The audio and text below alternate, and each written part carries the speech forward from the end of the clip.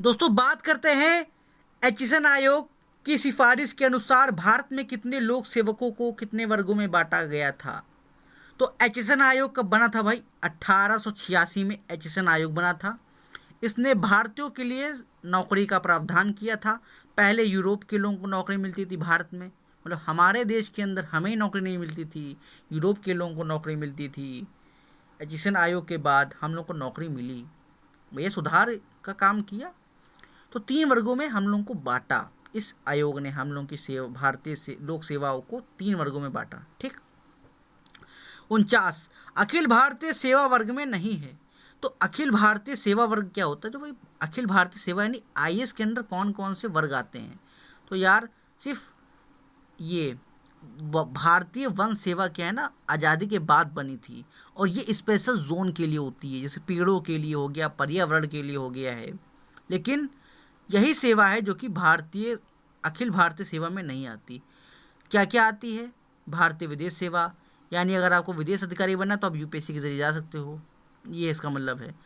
IAS, police सेवा, IPS, IAS, IPS, IFS सब आप भारतीय अखिल भारतीय सेवाओं में आता है। लेकिन वन सेवा थोड़ा अलग सिस्टम है।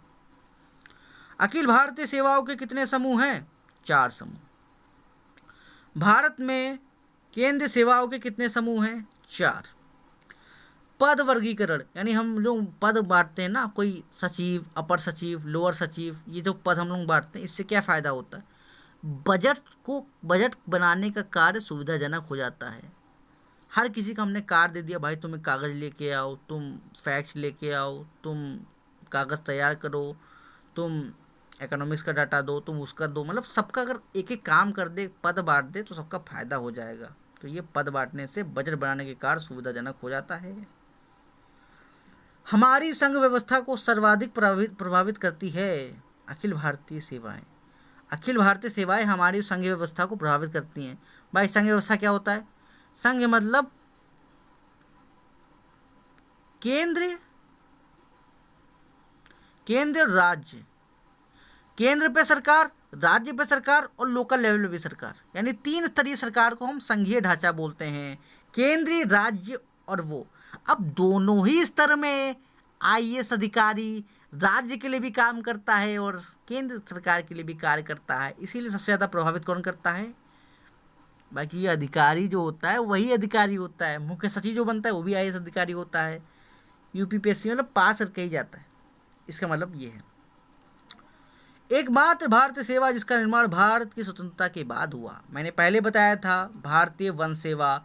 भारतीय वन सेवा का निर्माण भारत की स्वतंत्रता के बाद हुआ। जी हाँ दोस्तों, यही है कारण कि इसको हम भारतीय सेवा में नहीं गिनते हैं। अखिल भारतीय सेवा की भर्ती कौन करेगा भाई? बताओ भाई, यूपीएससी तैयारी कर रहे हो, कौन करेगा भाई? संघ लोक सेवा आयोग करेगा मेरे भाई। UPSC union public service commission 315 के तहत प्रावधान है। अनुच्छेद 315 के तहत यूपीएससी का प्रावधान है। संसद ने अखिल भारतीय सेवा अधिनियम कब पारित किया? तो भाई अखिल भारतीय यानी यूपीएससी आईएएस का जो प्रावधान है भारत ने कब पारित किया गया कि आईएएस के लिए सेवा होगी, उसमें अधिकारी चुने जाएंगे जिसके तहत वो लोग अधिकारी बन सकते हैं। 1991 आज़ादी के बाद जब भारत की आज़ाद सरकार ने कब लागू किया? 1991 याद रखिएगा। 1991 में अखिल भारतीय अधिनियम पारित किया गया। उसके बाद से भारत में सिविल सर्विसेज आईएएस की तैयारी, मतलब यूपीएससी की तैयारी करना स्टार्ट करवा दी गई। अखिल भारतीय सेवा करते हुए भारत की वन सेवा की विशेषता का